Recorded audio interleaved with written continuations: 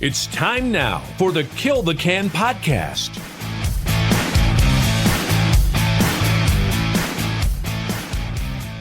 Good evening, ladies and gentlemen, and welcome to the Kill the Can podcast. I am recording this little intro here. This is a conversation that I had last week with Jeromy from dipfreedad.com. You can find them on the web at dipfreedad.com. You can find them on Instagram. We didn't really kind of introduce him when we started. We just kind of started this conversation, so I wanted to record this little intro. This is an awesome conversation. Jeremy's a great dude. He is a coach. He's part of Running Water Coaching, as well as the Dip Free Dad program. And I hope you enjoy this conversation. It was awesome to talk with Jeromy for a while, and I'm really looking forward to the feedback. Enjoy the podcast. Yeah, man. Well, I don't know how my audio is right now. It's fine. It's fine. I can hear you just fine. No worries. Well, no worries. Fantastic. Yeah. How's your spring shaping up aside from busy? How's business? Good? Business is great. Yeah. 100%. So, my company's Running Water Coaching, and I coach mostly entrepreneurs. I'd say 9 out of 10 are entrepreneurs, and we kind of focus on, it hasn't become like a tagline or anything like that, but people have something that they want to make happen. They probably know kind of about how to get it done, but it's not working on their own. So they go and they rig the system, right? They get somebody else who their job, that's all they do all day, every day, is to get somebody else to say, hey, so you increase the show up factor times 100. Yep. The accountability is there. We start layering in all sorts of tools and plans, and then we try to make the tough stuff more fun, and the hard stuff. We change the visibility on it. We zoom out sometimes, we zoom in other times, and then next thing you know, you have kind of two brains and on one problem or one opportunity. And so it turns out to be a lot of fun. It's incredibly rewarding. I'm just honestly I'm as busy as I could be, and then I created a lot of these guys obviously are out there as entrepreneurs. They're busy, they can become stressed, etc. That's where the chewing tobacco kind of can kick in. Everybody's got something. Let's face it, right? It's like whether you're drinking too much coffee or you're working out too much, or you buffer with alcohol or porn or video games or whatever your deal is. Like, most people are not getting triggered by a lot of work or being a dad, like we were just talking about a second ago. And then we just instantly trigger into like a 30-minute perfect meditation levitating in the backyard. Right. I mean, I wish, I guess. Yeah.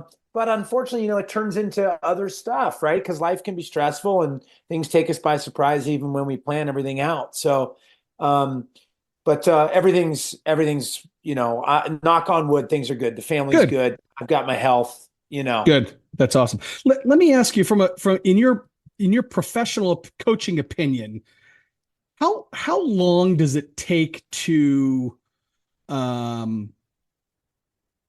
change those behaviors, change those habits to where not necessarily like quitting dip or alcohol, but just kind of in general. And obviously every patient is different, but like, do you have any sort of kind of guidelines of, hey, this is going to take X number of time, X number of months, to break a habit or to start a new habit or to really kind of change a behavior? Because that's really what you're about, right?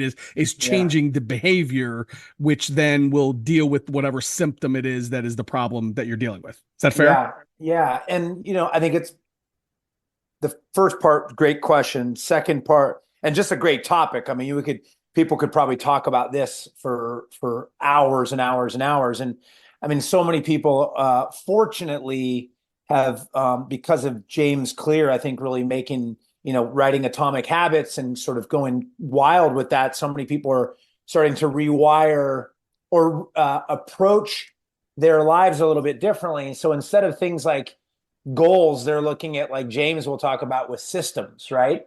And instead of, the example I always give is somebody says, it's a really cheesy example, but instead of saying, I want a great tan, it's like, well, what kind of a life would you be living to have that? Maybe you become a surfer.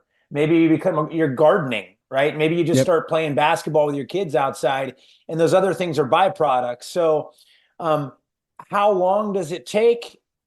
There's lots of science to support a lot of different answers with that.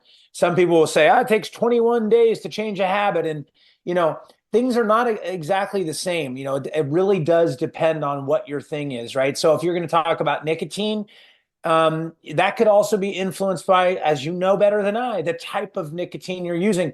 How long have you been using? What's your physical environment, etc.? If somebody probably moved in as a roommate with you and I, well, they're going to knock that out pretty darn quickly, Right. Will it stick? That's another story, because then Yeah. all of a sudden they might leave, base camp, so to speak, and go back to their life. So what I say is, like, I'll usually, when I'm working with somebody, there's no doubt that there's something that they want. Whether they come and they say, I'm really stuck about something. It might be stuck with this addiction. It might be stuck in my company. It might be stuck in a relationship. It might be stuck because I feel like I have no darn clue about where to go. So the work is to get clear first. And then the only way to get unstuck truly is taking action. And so with these habits, let's take a look at what you'd rather be doing. If it's something you want to stop, we'll talk about that. If it's something you want to start, let's talk about that. And then just start laying the foundation and breaking it all apart. And I think James Clear goes into this a lot as well. A lot of the work that I'll do is like, let's start off with something that's really simple. So as an example, let's just say to me, you're like, hey, I want to get really healthy. I go, well, what does that mean to you, right? Like, Michael Phelps healthy and Bruce Lee's healthy is a little different Very than different. ours. Yeah. Right. So we go, where are you right now? Okay, cool. And you're like, and then also, what do you love to do? Oh, I love to, walk, ride bikes, walk, whatever that thing might be. We try to find that. And then we start off like, what commitment can you make guaranteed? You're like, I can walk the dog 5 minutes, 3 days a week. Sweet. Let's start there. Can you do that for 2 weeks in a row? Great. Next thing you know, it's like build, build, build, build, build. And what happens is the consistency is massive. I know, at least in my space, everybody's talking about how important it is. I have an email that's coming out later today to my list that's like about being okay with being boring.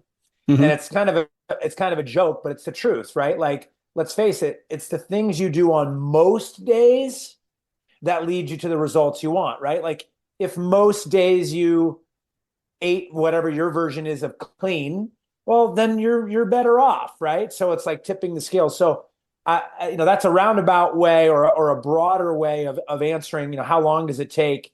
But I will see, I have one client as an example. His name's Eric Tepley. We talk constantly. We've known each other for years. There's an awesome video up of him on my Instagram and website. But here's a guy who came to me, had a bad health report.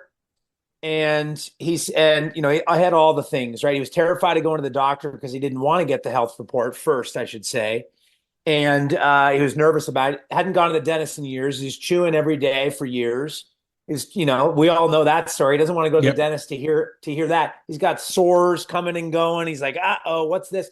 He's got 4 kids. Well, we worked for about 2 weeks just for him to get to the headspace of saying, all right, I'm going to give this a shot. And you know what? No matter how bad the news is, it's worth it, because I'd rather find out now with my kids and my wife and all that. So he did. He got a report of type 2 diabetes, high cholesterol, high blood pressure. I mean, you name it, right?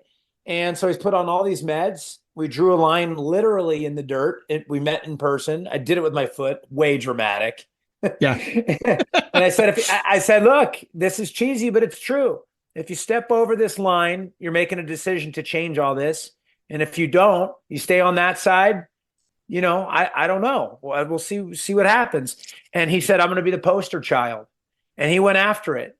He's a rare bird, though, right? This is a guy that was like, I'm absolutely all in. So he week by week, incrementally, I mean, like, maybe whatever it was, we didn't measure it, 1% improvement, each week. Yep. He changed it. And so now I bring him up because we are about a month out from 2 years for him.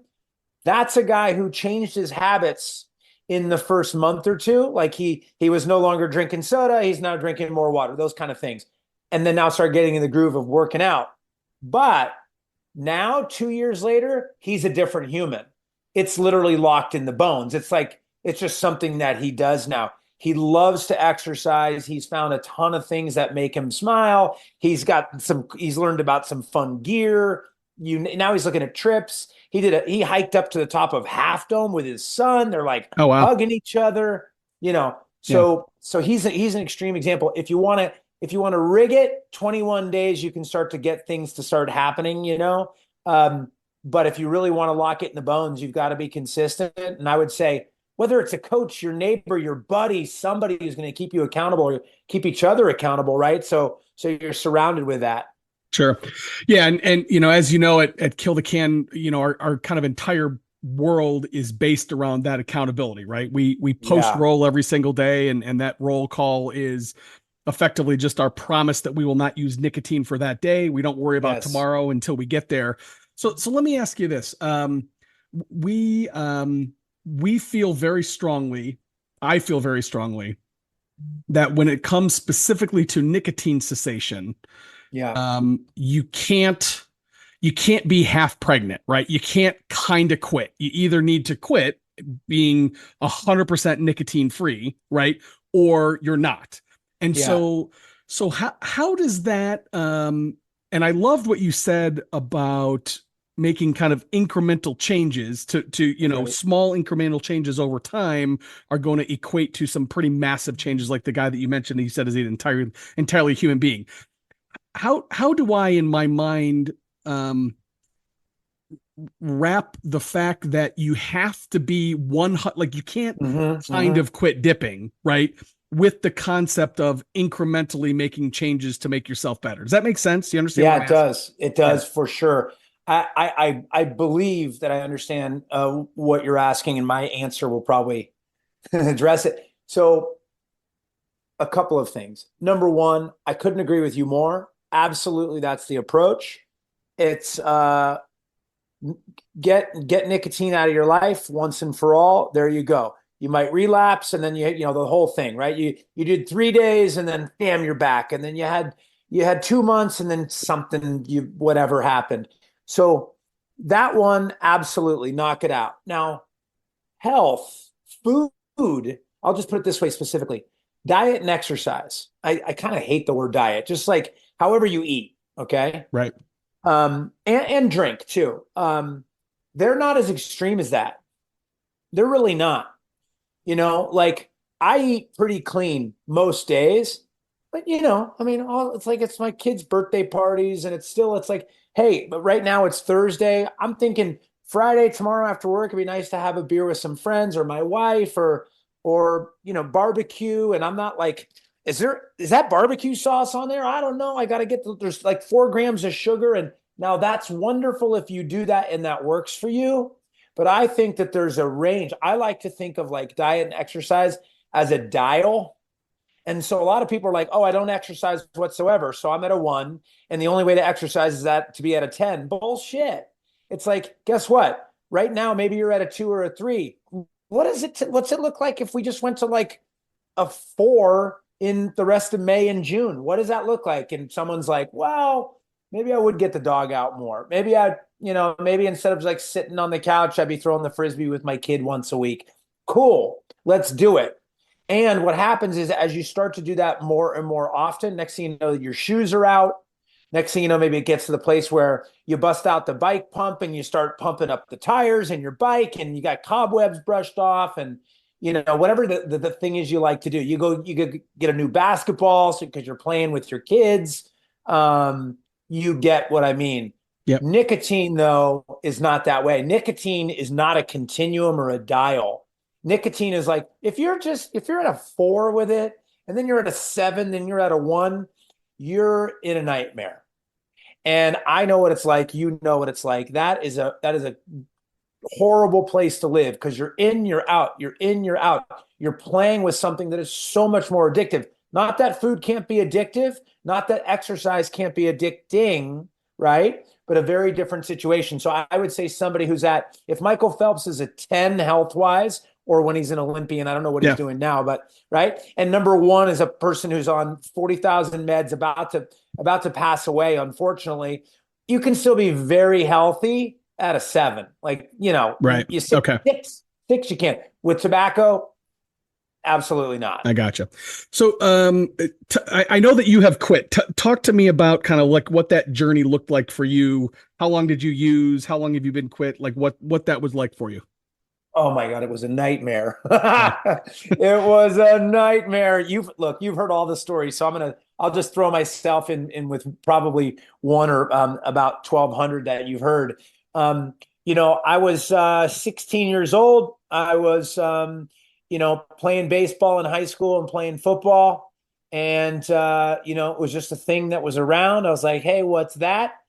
Pretty sure I could have eaten poison oak at that, in my mind, at that age, and maybe did, and gave it a shot. And because it's so addicting on its own, and then also because I was surrounded by other people who were just like, this is what we did. Honestly, even the coaches, we shared it. The coaches were giving it to us, we were giving it to the coaches. Nothing against them. So that became a thing where it just started to become, just part of it. It was everywhere. It was in my pocket. It was in the car. It was in the gym bag. I couldn't wait. I remember being a high school kid. We'd all go to the gym after school, like the athletes. And I remember thinking, literally while I was working out, first time it ever happened, I was like, can't wait to finish this so I can pack a lipper. And I was like, oh, and I didn't recognize what that really was, like I did much later on, but that stuck with me through my teens, through my 20s. I'm in college, I'm studying, I'm down at UCLA. On the outside, it's like I'm running, I'm a fit guy, I'm going to UCLA, social, all that stuff. And yeah, here it is. I've got this addiction that it wasn't until probably maybe like towards the end of college or after college where I was like, I got to quit. I don't even remember why I thought I had to quit, to be honest with you. I was just like, I got to knock this out. I don't remember energy levels being off. I don't remember getting sick at all. I don't remember there was nothing vanity about like stained teeth or being gross or anything. If you surround yourself with certain people, you're just another athlete. It's all good. So, but then later on, I want to say when I started really working professionally, when it started to get in the way, where I was like, get in the way, meaning it was disrupting my habit, what I wanted. Right. So then it started to be like, oh shoot, how do I do this? I was living in Los Angeles and it started to get really hot in the summertime. And I remember working and Kodiak was my thing, right? And wintergreen. And so I threw in a Kodiak, and I remember it was like 230, probably 100 degrees out, and made me absolutely exhausted. And I was like, I don't know if I can go back to work right now. And I was working on this TV show. And I was like, oh my God, this is terrible. And it was so clear that that's what it took me from like tired kind of afternoon to dead. And I was like, oh my God, and so that was the first time that it was really like, I got to figure out how to work this out. Well, that continued for, 5 or 10 years till I was probably 30 years old. I tried every way I could possibly to quit. But I actually went to coach training school in 2005. I was 30 at the time. And I've always been a guy who's been really big into like self-help and professional development. And hey, if you want something, what do you need to do to be able to try to create plans and make that happen? Surround yourself with the right people, that kind of thing, get mentors. And it was about then that I started to say, I wonder if I can use this, my coach training plus my personal development reading to layer it onto something for me personally. That's this very clear thing I wanted to change. And I did. And I slowly put it together. Flash forward to, and so I ended up quit. That got me through it. And I quit. And I was done, and it was cold turkey. And so flash forward to now, where I literally, all I do all day, every day is help people with, like you said, habit changes, which essentially become the way they achieve their goals, right? And I ended up creating this program because I was like, I've done this.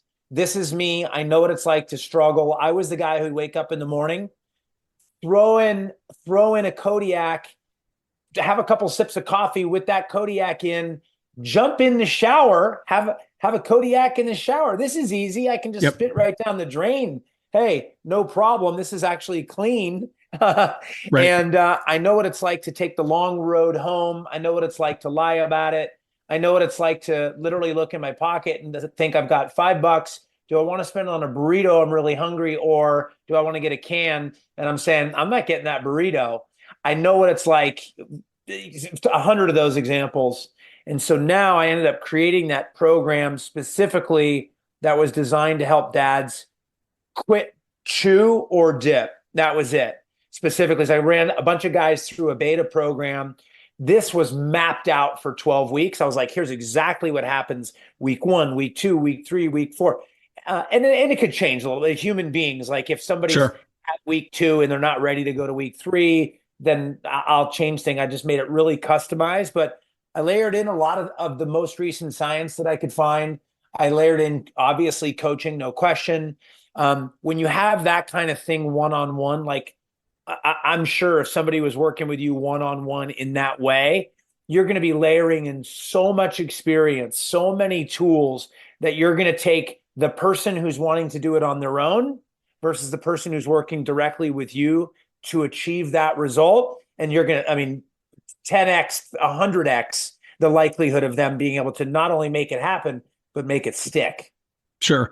So of the folks that you put through your beta program, and remind me, what's the name of that program? Is it Chew Free Dads? Is that what it? Dip Free Dad. Dip Free Dads. Do you have, how many people did you have run through that beta at this point? Initially, the beta, the actual test was only 5 guys. Okay. I was like, I'm going to get 5 dads. That for me was also very specific. One, not only because I'm a dad, but also because there's a little more leverage there, right? It's like that the 22-year-old kid, like he's going to do it or he's not. No offense to that guy if you're listening, like, good on you. But like when it comes to dads, it gets to that place where it's like, I'm not just living for myself. Let's face it. And we're talking a little bit more responsibility involved and just a different perspective on your decisions and that kind of thing. Yeah. Okay. Yep. And leverage, right? Like we can play on that too. We'll dig into it. If somebody says, yeah, that's a big motivator for them, because this, we do more for other people than we do for ourselves. You and I know that as dads, we do that every single day, right?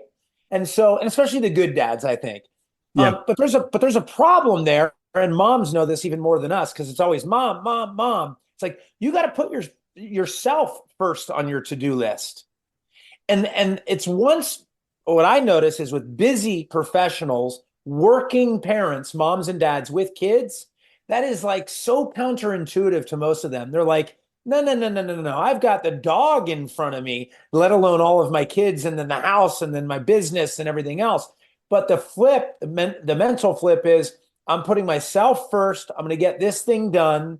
Certainly first and foremost with your health, whether it's nicotine or too much alcohol that's becoming disruptive or eating in a way that's screwing up your energy level throughout the day. You're just not feeling the way you want, all those kind of things. You got to put yourself first. That's the mindset shift that I work with people on.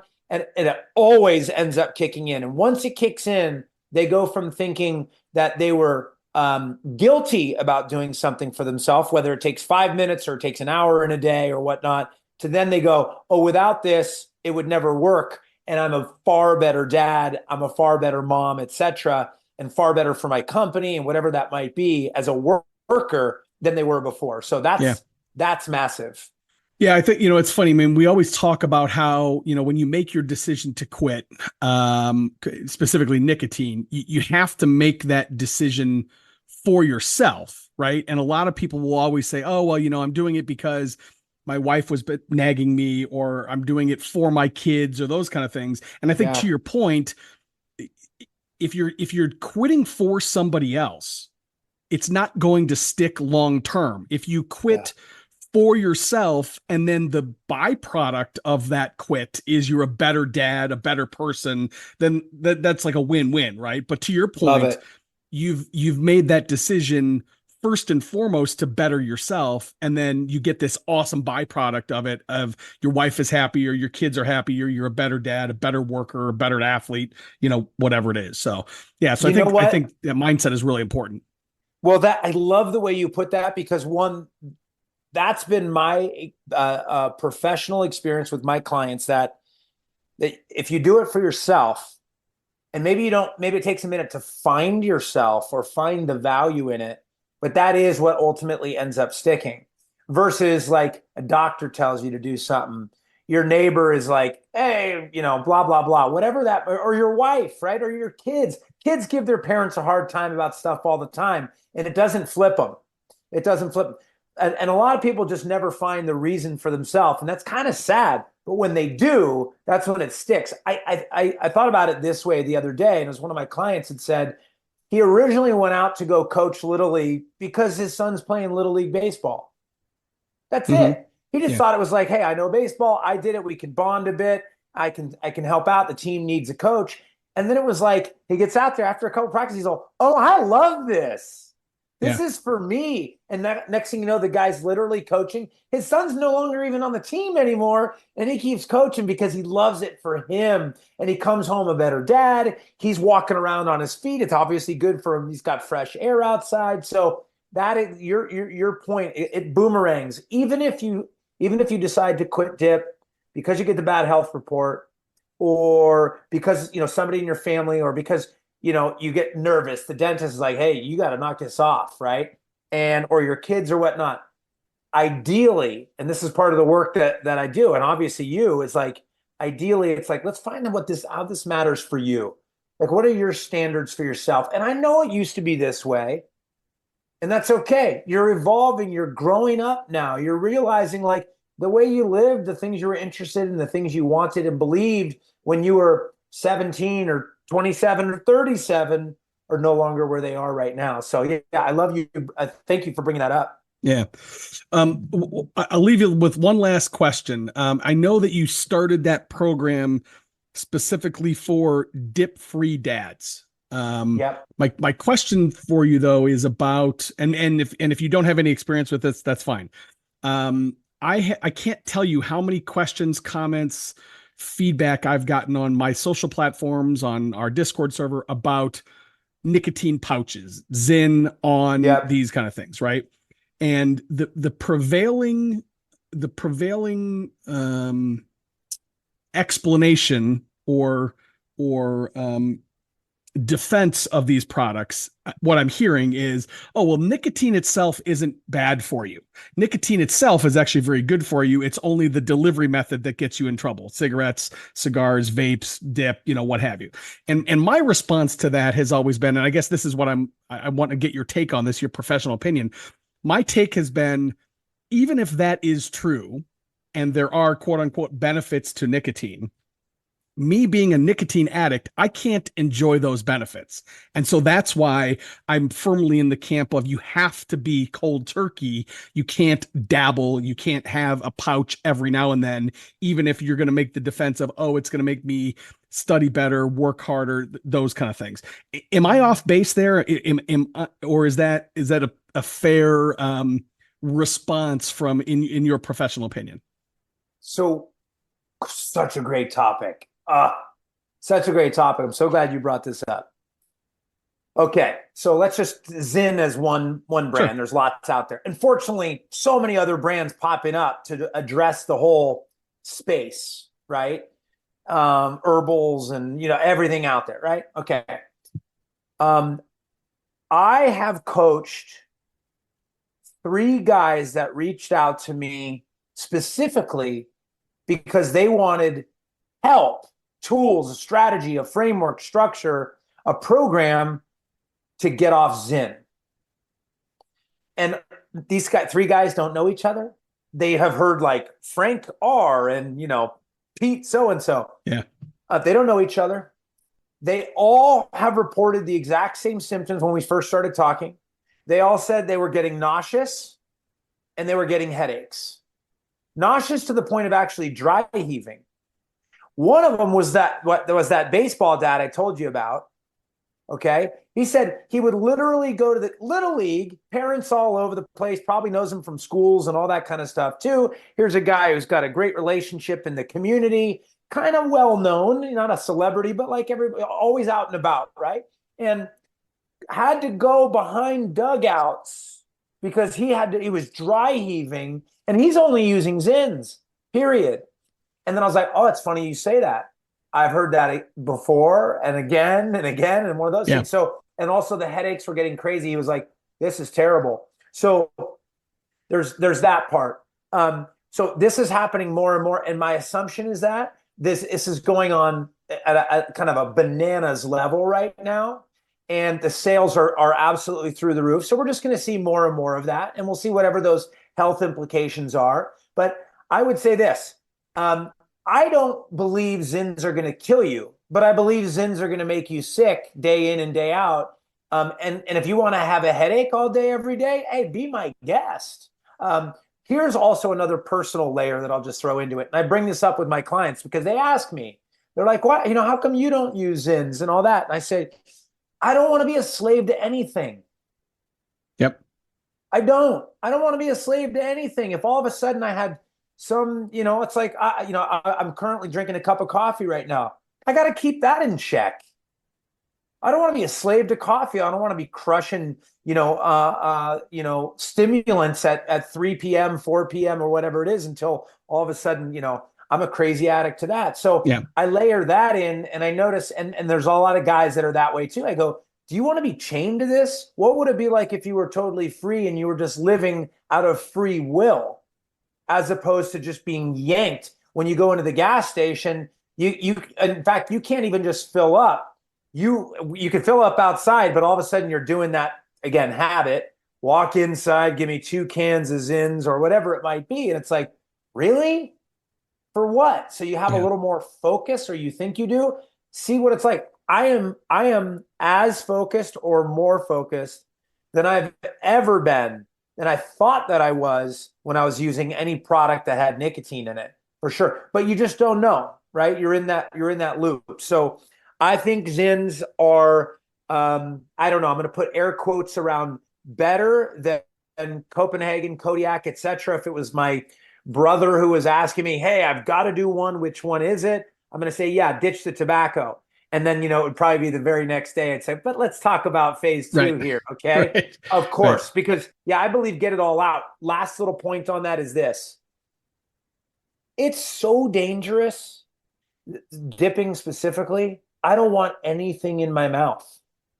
I'll tell you right now, if you and I went on a camping trip for a weekend and you were like, hey, Jeromy, you know what, Cody, I was a Kodiak guy too. And I was like, great. Yeah, me too. I was like, should we? Why not? Let's go for it.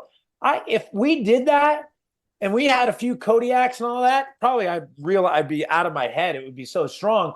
But all of a sudden the next day I'd be like, oh, it's a little less strong and then I'm more addicted. I can't tell you on Monday when the camping trip's over and we're driving home that I wouldn't be stopping at a 7-Eleven or a gas station and getting another can and starting another 10 years. I can't tell you that. So you know what? Get it the hell out of my life. Keep it out of my life. So part of that is, if I was to put a Zin in my lip, I don't even want to know what it's like, because I don't want that to be like step 1 right back to hell. Yeah.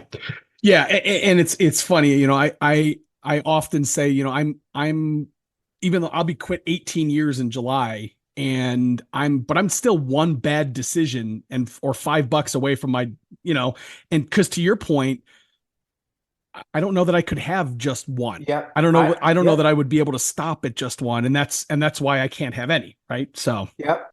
It's, you can relate to this. I brought up that camping example. I was so scared. Like everything was connected to it. Right. Like it was going to see a movie. I'd pack a lipper. I had my perfect, I liked the lemon Snapple bottle, right? Yep. The ice, the glass. Had a nice wide top at the top. Yeah. Thing was amazing. I actually dropped it and it shattered in the theater a couple of times. I was like, oh, this poor kid who's got to get over here and see this.